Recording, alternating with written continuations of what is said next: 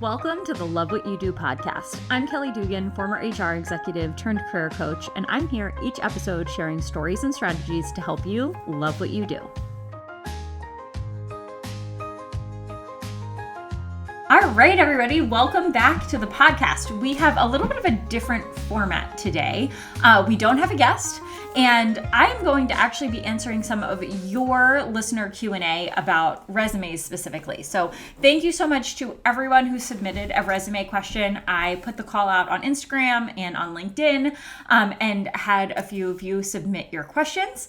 I'm not sure if we're going to be able to get to every single question today. We've got quite a few, but worst case, we'll end up doing a part 2 because I'm really hoping this episode just stays pretty short and sweet so that when you have questions about resumes, you can get your answers as quickly as possible because the last thing that anybody wants to do is create their resume. So just a reminder of why I'm even here talking to you about resumes and why you should listen to the opinions that I'm going to share today. First and foremost, I started my career actually in recruiting, and while recruiting was not my chosen path, I did spend quite a bit of time there becoming very familiar about what resumes worked and what didn't. I got to see resumes all the way from entry level up into executive level, and I got some real world experience to understand what is actually working with hiring managers. Is there are 1,000,001 different tips and tricks out there about how you want to create the best resume. And some of those I believe in, some of those I really feel like rules are made to be broken. We're going to talk about that a little bit today.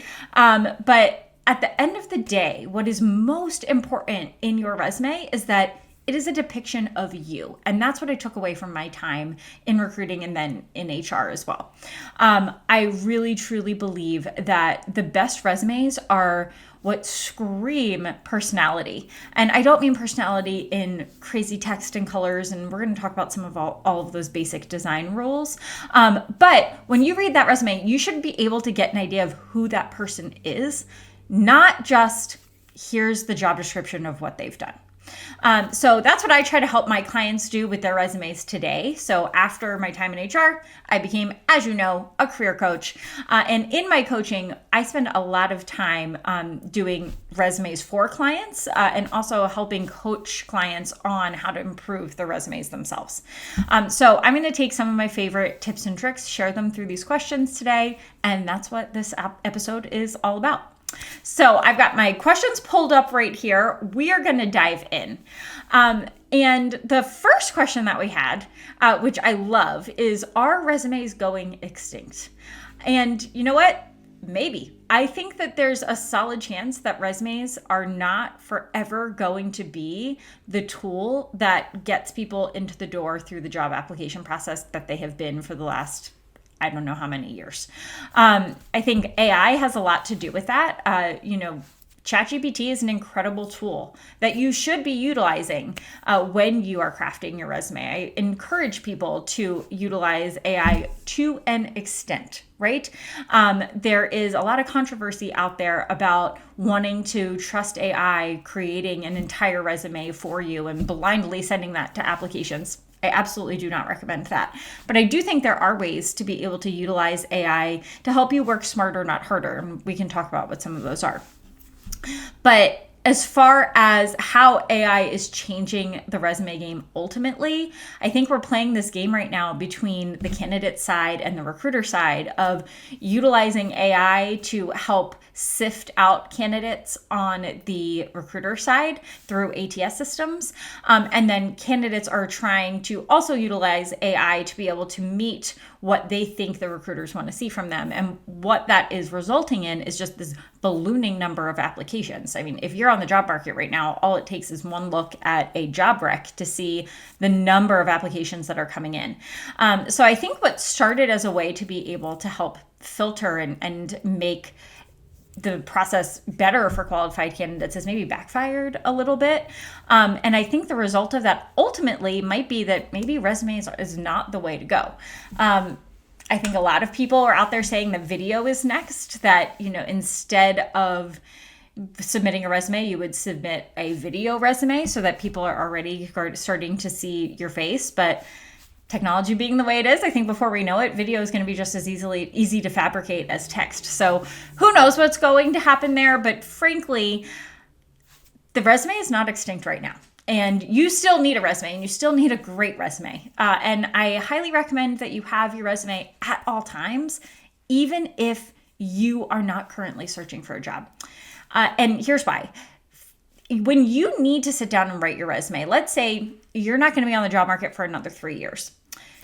How hard is it going to be for you to go back and remember exactly what you did 3 years ago? What some of your most major accomplishments were?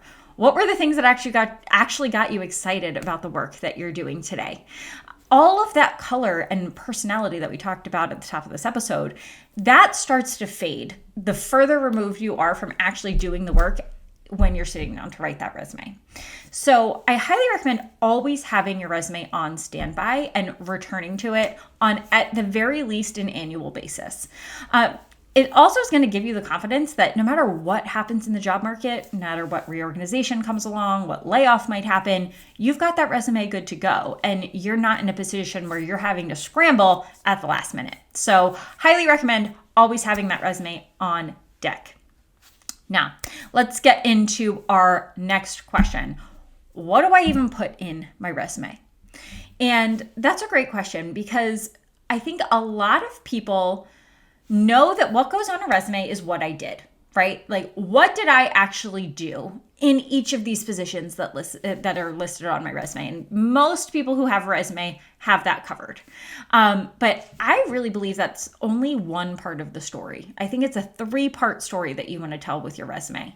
And I use this little acronym with my coaching clients. It's called ARC. Action, which is what you did, what we just talked about. Result, what happened because of what you did. And knowledge. What knowledge have you gained because of that work that's going to be transferable to your future employers? So when you are looking at your resume as a whole, you want to make sure that you are ticking all 3 of those boxes. Action, what you did. Result, what happened because of what you did. And knowledge, what you've learned that you're going to be bringing forward.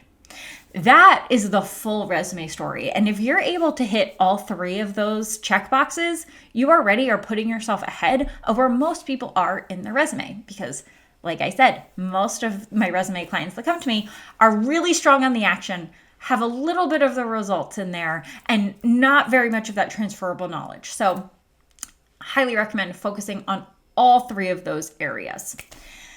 Now, when it comes to how long your resume should be, I'm sure many of us have heard the advice, your resume should never be more than 1 page. That was true at a time, and depending on where you are in your career, that may be true for you right now. But once you hit that about 10 years of experience mark in your career, that's when I start recommending that you move from a 1-page resume into a 2-page resume. Because the people that you are competing against for roles, most likely are going to have a 2-page resume as well. And that 2 pages is going to give you enough real estate to really tell that full story, that action, result, knowledge story that we just talked about, and fit in all of the different experiences that you've had that are relevant.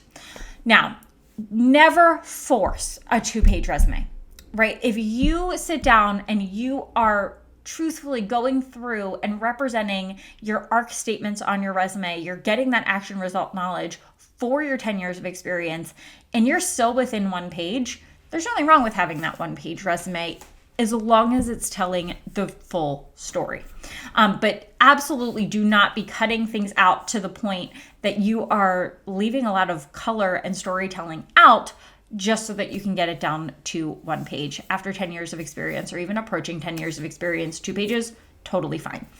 And this is just another example of my general philosophy with resumes, is that rules are meant to be bent and broken, right? There are some hard and fast rules that we can try to stick to, but if we treat them as hard and fast rules and not situationally what matters for you, what you're going to end up with is trying to fit a round peg into a square hole. It's not always going to work. For every resume rule that's out there, I could come up with a but except rule for how might want to approach that a little bit differently. So treat all of the rules that you hear when it comes to resumes as guidelines. And in most cases, it is a good idea to follow those guidelines. But if your gut and advice that you are getting from professionals, if your industry is leaning in a different direction, lean into all of that information and make sure that you are taking that into account, because that is what's going to matter more than making sure you have followed every single by the book resume rule. All right, another question that we have on the list here. Do I need an executive summary on my resume? To my point, it depends. I would say that in most cases, when I read an executive summary on a resume, it could be deleted. It's not adding anything to the resume. That being said, if you are one of my clients, we have an executive summary on your resume in 90% of cases. And that's because we are creating something called your unique value statement. So your unique value statement, that is something I've done a podcast on in the past already. Highly recommend go back, listen to that podcast. But to give you the Spark Notes version, your unique value statement takes a look at your strengths, it takes a look at your values, and it takes a look at your experiences that you've had. And it helps you to be able to come up with a 1 to 2 sentence description of what sets you apart in the market. That's your unique value statement. That unique value statement is your internal rallying cry for how you want to show up when you're applying for positions. If a position is worth you even applying for. But that unique value statement can be put into words that are going to appeal to an audience. And that's what you want to do with a really strong executive summary on a resume. For me, I don't even call it an executive summary. I call it a profile statement. And it's very short. It does not summarize everything that everyone can just go and read in your resume. It should add something. It should tell a story about who you are. It should be intriguing. And it should be very short so that everyone could get into your resume. If you don't feel like you have a really strong statement at the top of your resume that you love, if it's kind of giving you the ick or you're like, this sounds like every other person out there, just go ahead and delete it. That's okay. You don't have to have one. Or you can sign up for some resume coaching with us and we can help get that really strong for you. And again, rooted in your unique value. So that's my thoughts on executive summary sections. All right. What else do we have here?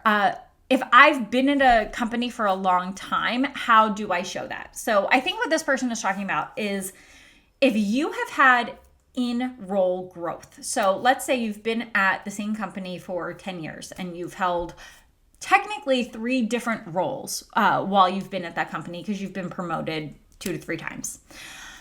How do you show that on a resume? Do you want to just show the tenure as one block, or do you want to show these as individual experiences? I tend to default towards wanting to show each role you've had as an individual experience, because what you want to be able to show here is career growth, not that you've been stagnant for that full chunk of time.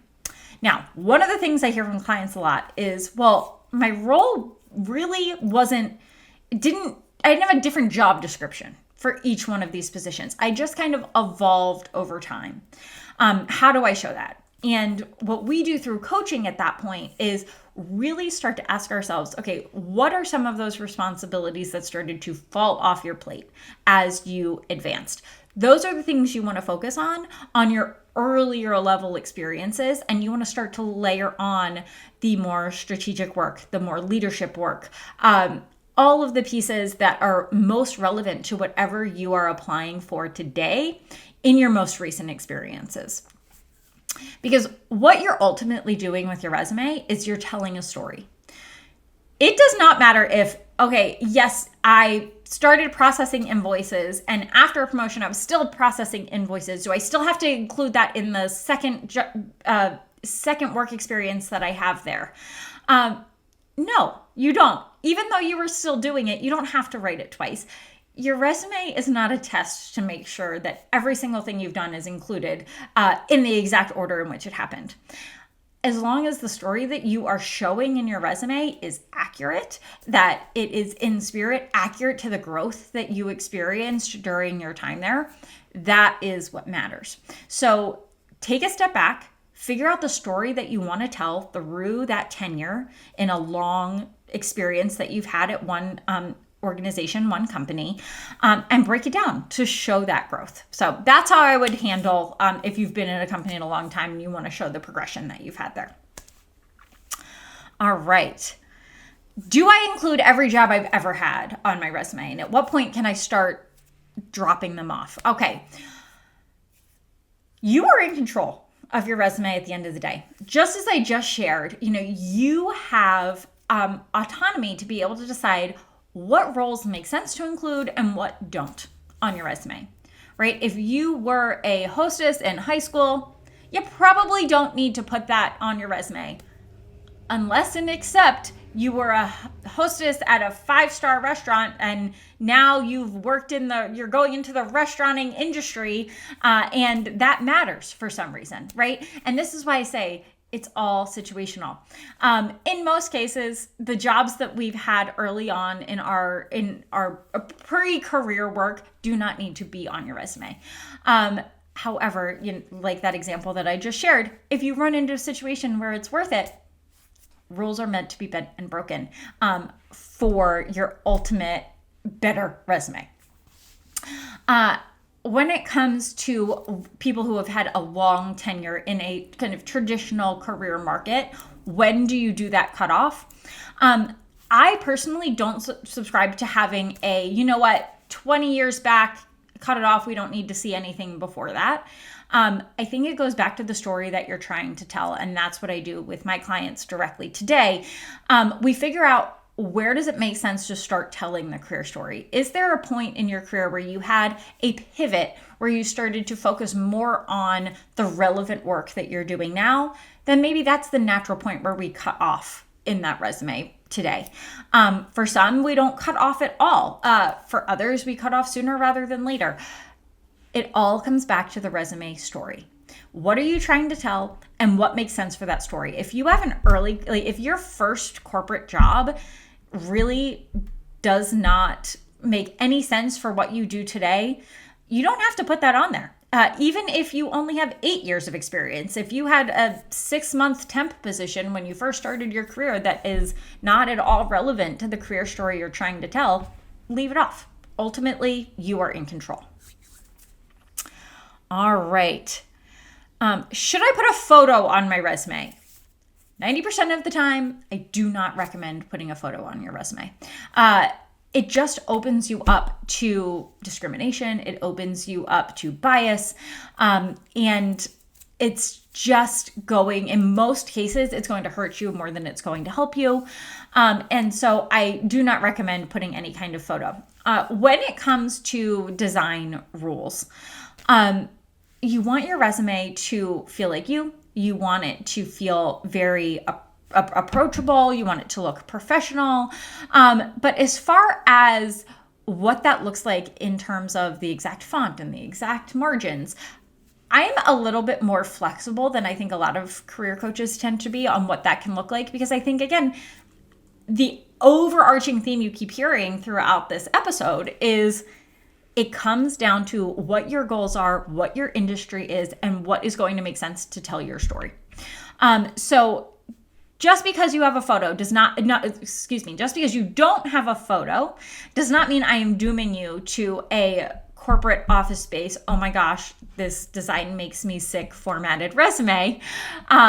However, you can be a little bit more flexible there, but I don't recommend having the photo. And while we're on the topic, when it comes to resume design in general, I tend to recommend that you have 2 versions of your resume, particularly if you are someone who, you love Canva, you like design. Hello, that's me. You like things to look polished, professional, and pretty, but also you're applying through ATS systems who don't tend to love things that are not formatted like a traditional Word document. Have 2 resumes. You are absolutely able to do that. You can have a resume that you use for ATS applications, and you can have a resume that you use when you are interacting with people as a follow-up from a networking conversation, or if you were a direct referral where you want to present yourself in a little bit of a different way, go ahead and do that. You are absolutely able to have more than one resume. The text can be identical, but the design can look a little bit different so that you do have that ATS-friendly version if you are submitting applications. As you advance in your career, you will probably have more and more opportunity where you are sharing your resume not with a machine, but with a human. And in those cases, I do recommend having one that looks a little bit more sharply designed to your personality and who you're trying to put yourself forward as your personal brand. We are at 20 minutes, so I'm going to do one last question, and then we can do a part 2 to this at a later time. But the last question that we're going to cover today is, do I really need to target my resume? And what I'm going to say is, if you really want that job, absolutely take the time to target your resume.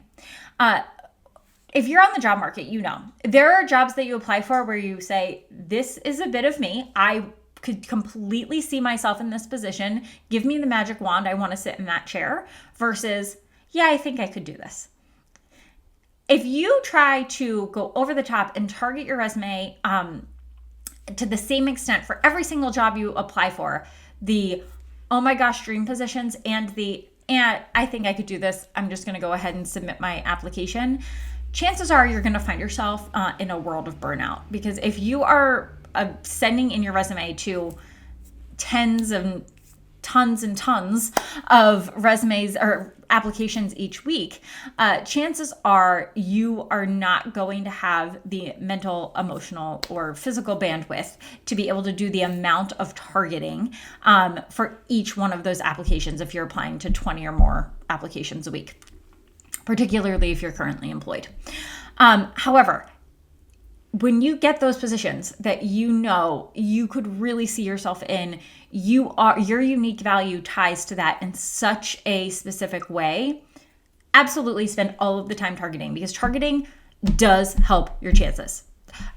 There are some AI tools out there for targeting resumes if you want to experiment with them for some of those just, hey, I'm just applying applications. But when it comes to a job that you really want and you can see yourself in, do not rely on AI to do that for you. You can use something like ChatGPT as a tool, put the job description in there and say, hey, here's the job description, here's my resume. How would you change my resume to be the best, to communicate my skills in a way that would be the best fit for this position? Absolutely use a prompt like that, but use your own filter, because at the end of the day, you are a stronger indicator of what is going to help you get that position, even more than AI or ChatGPT is. So I do recommend targeting when you really want the job. I don't recommend spending hours and hours targeting every single resume for every single position that you apply for when you are not on fire about that position, because you'll get burnt out. You only have so much energy when it comes to the job search process. So yes, target. If you don't target it, you're leaving opportunity on the table. And if it is a job that you really want, I even recommend sitting down and writing a cover letter. That is an entirely other podcast episode in and of itself. But I do think that there is a way to write a really strong cover letter that connects you to an organization that doesn't just summarize your resume. So maybe we'll dive into that in our next episode. I hope this got some of your most burning resume questions answered, because I know the resume can feel like this black box of trying to guess how the reader is going to interpret what you are writing. Because that's really what you're doing at the end of the day. Yes, you're trying to beat an ATS system to be able to get your resume through. But even if you're sending your resume directly to a person, you're sending it to just that, a human. And they're going to be taking a look at that resume, and they are going to have their own interpretations of what that resume should look like. So my biggest piece of advice, and if you take nothing else from this podcast, is to stick to your gut. Put together a resume that is going to honor who you are, put that into paper, and stand confidently behind that resume, because you could show your resume to 5 different people and you could get 5 completely different versions of how you should change that resume. So what you have to do is find a resume that you're proud of, that you can stand behind, and utilize that, and really tell your career story through that page. So that's my resume advice for you. We'll probably dive into another resume topic. We've got some more questions that we didn't get to, but as far as the most important resume information that you need to get started, this is it.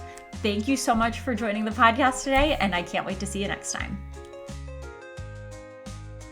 Thanks for joining me on today's episode. As always, if you're looking for coaching, support, or would like to submit a question, you can drop me an email at info@yourplaceatthetop.com.